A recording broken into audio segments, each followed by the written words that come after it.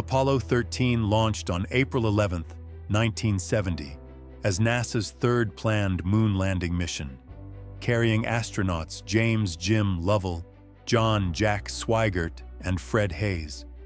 The mission aimed to explore the moon's Fra Mauro highlands. But 2 days into the flight, disaster struck.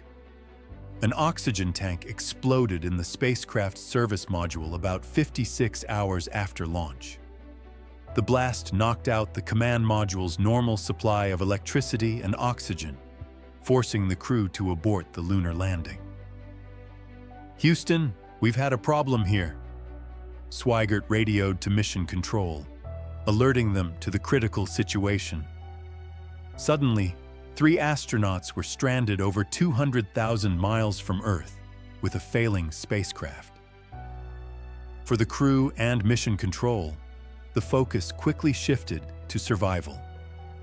The astronauts shut down the crippled command module Odyssey and moved into the lunar module Aquarius, using it as a lifeboat for the journey home.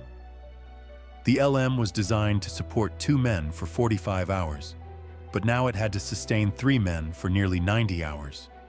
All non-essential systems were turned off. Water was rationed to about 1/5 of normal intake, and the cabin temperature dropped near freezing. Another crisis emerged when carbon dioxide levels rose, since the square CO2 filter canisters from the command module would not fit the LM's round openings. In a famous improvisation, engineers in Houston devised an adapter using plastic bags, cardboard, and tape, and the crew jury-rigged the device to clear the air. Meanwhile, Apollo 13 still needed a safe path back to Earth.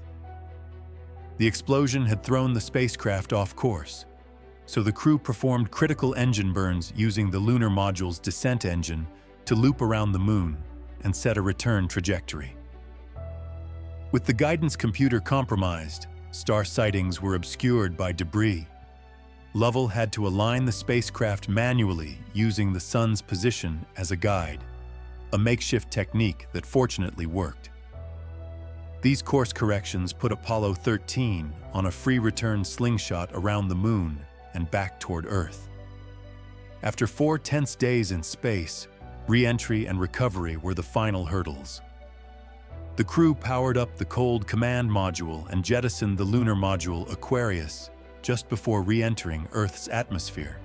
On April 17, 1970, Apollo 13 re-entered the atmosphere, and after several minutes of radio silence, parachutes were finally spotted as the capsule splashed down safely in the Pacific Ocean.